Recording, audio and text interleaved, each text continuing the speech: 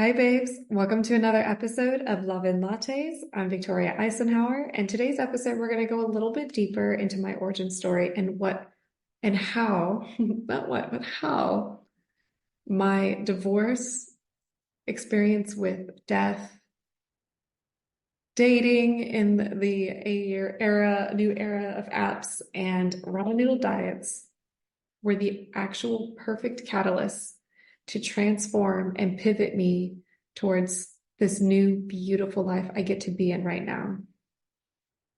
And it all began in summer of 2022. So if you haven't grabbed your beverage already, grab one because this one's going to be an emotional run. So for a while now, I was married for almost 3 years. And in my mind at the time, this was, again, 2021, 2022, I was like, kind of going through the notions of life. I had everything that you could ask for. I had a home, a spouse, I had two dogs, I was just missing kids. And at the time, I thought I wanted to be a mom. So I started looking into, what I needed to do for my sexual health. I started tracking my cycles. And I began to get really deep into my sexual health. And I started learning about self-pleasure and how it's kind of like a stigma and taboo topic. And it's not something that's readily explained in schools. We're going to get to that later. So through this practice, I started learning about my body and how it felt when I would interact it versus how I would interact with my partner. And then I started recognizing, that it was no longer the case of wanting to have a kid. It was actually the desire to feel intimacy and love with my partner. And we just started falling apart. And we would have these really hard conversations about what our future would look like, And I started recognizing that the things that I started becoming aware of what I wanted. And, again, this has been a journey of learning what it is I want and who I get to be, and recognizing that perhaps this isn't the relationship for me anymore. And there were instances in my life where I had this thought and I ran programs in my brain. These are programs that we get exposed to at a young age where it was, don't be so selfish. He's the perfect guy. You have everything you want. How could I leave something so great? For the greater good, of course. And you are the greater good. So in order for me to kind of close and hush this, thought process of this or something better, I started acting out, and my friend circle started noticing that I was more depressed and sad, and my health was declining. I wasn't sleeping. And I turned to like going out late, drinking, and just these behaviors. I would come home and I would hate myself because I felt like shit. And I was trying because I didn't want to, I couldn't face it. And at one point, one night, had the most fun I've ever had without drinking too, like excessively again. And I remember just feeling so upset to go home. And it's not fair. It's not fair to me. It's not fair to them. And eventually I started staying away intentionally. I booked an Airbnb just so I wouldn't go home. That's not a relationship, because I felt fear. I was afraid to have the conversation. I was afraid to face the shame, the guilt. I was afraid to hurt him. And as women, we're always up against this fear when it comes to the relationships, which is why we do see women staying in a relationship, experiencing unsatisfying sex, experiencing things as intense as abuse, because we are unwilling to let go or even leave, because we are relying on this person to validate our existence, to validate our status, to keep uphold this, tradition of the family line. And one night, I broke that. I know I could not do it anymore. And I found myself on the bathroom floor of my beautiful dream home. And this was not the first time. And I sat there and I felt so sorry for myself. I was so angry. I was like, why the hell do I keep looking outside and just, why do I feel this way? Why me? Why is this woeing happening? And at one moment, I could feel myself letting go and just allowing myself to cry and be in this shit. Like knowing that what I was doing was wrong, seeking validation from other people, just putting my body through hell. And at one moment, I felt myself and my deep subconscious say, I've got me. And it was so loud and so profound that when I stopped, I could fully see ahead what I had to do. And I could feel that if I were to stay, at these crossroads, I go left and it's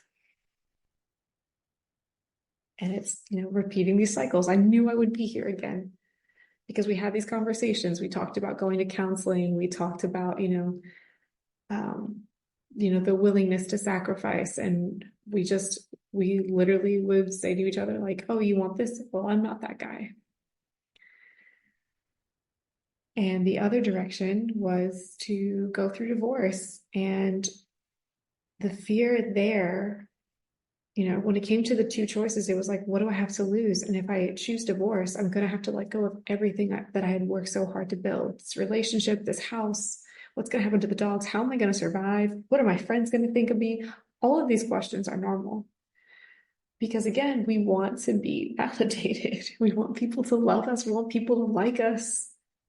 However, at the end of the day, it doesn't matter what they think, not at the expense of your health and well-being.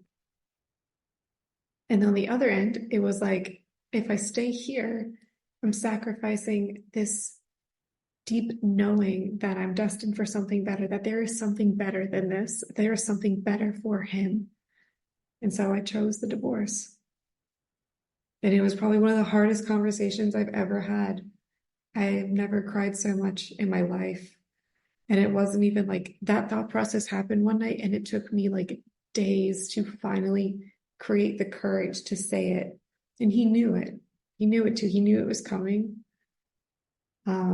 People in our circles knew it was coming too. It's kind of interesting how that works.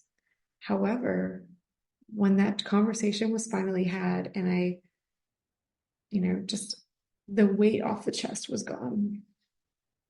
Because I knew that even though in the moment this was hurting, and it sucks, it really sucks to hurt someone that you have loved and grown with for so long. We were together for a long time.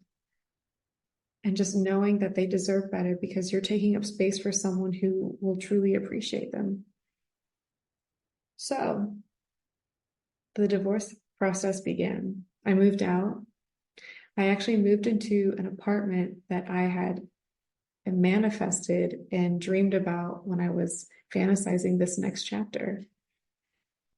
And I was recommended by my lawyer to stay on the down low, don't talk much about it. I had these conversations with my friend circle, my family, had to breach the subject.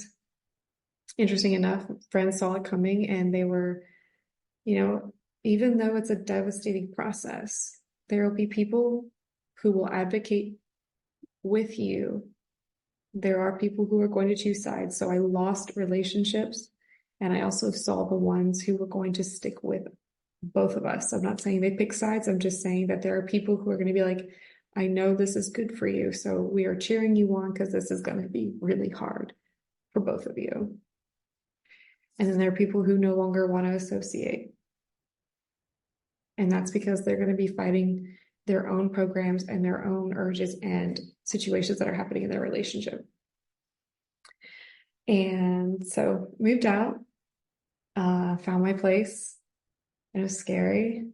Being that I was starting this business, I had little savings ready, and it was terrifying. However, I knew that walking into this apartment, feeling this relief, this actual freedom, which is something I had been looking for years. Like, what does freedom mean for me? And at first, I thought it was leaving the corporate world and starting a business. I thought it was moving out at a young age. And turns out freedom was learning to be independent and learning what it means to be me. And this is something that I always encourage everyone to think about. Like, who do you want to be? Who do you get to be? What is it that makes you you? You know? And so I got to start this journey. And it was a process. Simple things as like learning to build a new routine, having to advocate and eat well. And I worked, I think, like 3, maybe even 4 jobs just to make ends meet and everything. So of course, I spent, a while just having ramen noodles for dinner. And it worked. It worked because I was so happy. I was so happy to be in my apartment. I was so happy knowing that even though it sucked and it hurt so much in that moment, I was free. And I could feel this excitement for this new chapter. And I finally had the courage to start sharing more publicly about what happened. And I had a really good friend of mine help me recognize that I was really passionate about identifying like how to be, like how to be yourself, how to love yourself, and how to have better relationships and what that looks like. And so I started creating the self-love scientist, and I started using my routines and my mindset tools. I completed training in another program, so I became a neuro-linguistic practitioner, so I could hold space and help people through like almost like a talk therapy model. And yeah, so the divorce process, I feel like I've been all over the place, and that's okay. The same year that the divorce was happening, my family went through death, and I lost a family member. And the thing that this process taught me was how valuable life is. And even though it was a painful process, even though it was something very difficult to experience, it made me realize that we have today to cherish and love and live and truly just appreciate what was going on. So this little, I would say this bump almost kind of added to like my process of like, you really do you really need to live your best life. You need to live your life. And so the death was an unexpected circumstance. And I continued learning what it is like, how do I want this next chapter to be different? Because even though this relationship ended, even though I was, at this moment, once I got the clear, I was, single for the first time in like 10 years. And I wasn't ready to date yet. What I wanted to do differently was like, I learned that in order for me to have the next relationship, because we're human beings, at the end of the day we want to be with someone, we want to be nourished and cuddled and adored and loved. I needed to do those things for myself, in order to attract and create this new plethora of abundant relationships. So not only did I have a routine in place and started taking care of myself and integrating self-pleasure practices to finally get to enjoy like what feels good for me, like what do I enjoy sexually, how do I want to dress, how do I want to show up to the world, not only in this like new season but this new chapter, this new work. And then I started doing something a little different, and that's taking myself out on date nights. It started out with like just going to get coffee, going to get lunch. And when I say this, I know this sounds like super simple. It's actually quite hard, especially when you're coming out of a relationship, when you've literally lived in the same house or you were always doing something with that person. And so now you're having to move out and like move on and do things independently, and for some, it's like, I feel awkward because I'm alone. And I'll never forget one night when I took myself out to dinner at this really nice restaurant and I dressed up very well. I was feeling really good. And at the same time, I felt so awkward. And I sat at the bar next to this cute couple. And the woman looks at me and, we're chit-chatting. And her partner leans over and he's like, "Are you here alone?" And she looks at him in the most sweetest sass I've ever heard. And she's like, "She's not alone." And she looks at me and she's like, "Honey, you are simply free. Just like you get to be free and enjoy yourself." And it warmed my heart up so much because I needed to hear that, because I did feel alone. I felt awkward and still very happy to be there. However, hearing it from her perspective really changed and helped me reframe what this is going to look like. So guess who started planning more date nights? This girl. And I also started treating myself the way I would want my partner to treat me. I started integrating trips and I was like, you know what? I'm going to take myself to this trip, because for so long I was relying on all these things, these experiences, these gifts from other people, from my ex-husband. And it's, after having the hard conversations and recognizing and learning that they're not those people, these people are not my people, I needed to provide it for myself. And finally, I was like, okay, I'm ready to get back on the dating apps. And that was quite the experience. I'm going to record an episode about getting back into dating in 2023 with the dating apps. And let's just say, the dating diaries were real. And the great thing about dating and what it really helped me recognize was I experienced, and I went out and I dated men who were so attractive, doing really well in their work. And they showed me what it was like to be in my feminine. They showed me what it was like to take me to these romantic dinners or cook at home for me while having me just sit there and relax. And as they would say, like, "Look beautiful, you don't have to worry about a thing, I got it."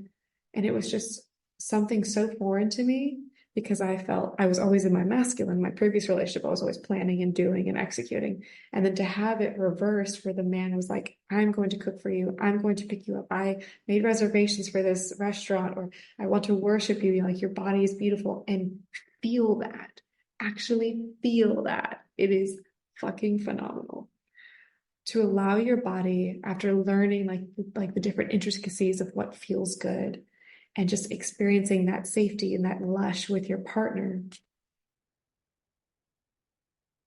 I know it sounds easy. Hear me out though. Really tap into what feels good for you.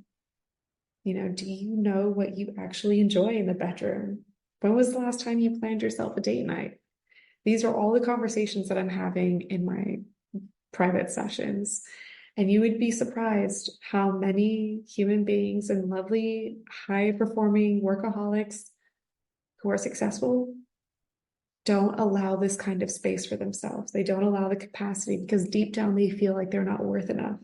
And babe, I'm here to tell you that you are worth everything. You are limitless, you are worthy, and you are absolutely validated. So this whole episode was really for you to take a closer look at these experiences that completely transformed my life and allowed me to build the systems and create the inspiration for my research and what it means to cultivate a healthy mindset, a pleasurable sex life, and allow myself to receive an abundance of pleasure and love and success.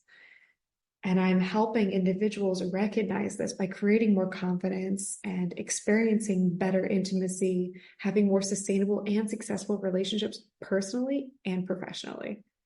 And it's so exciting when people finally recognize how worthy they are after just a few sessions of getting vulnerable and learning what's holding you back.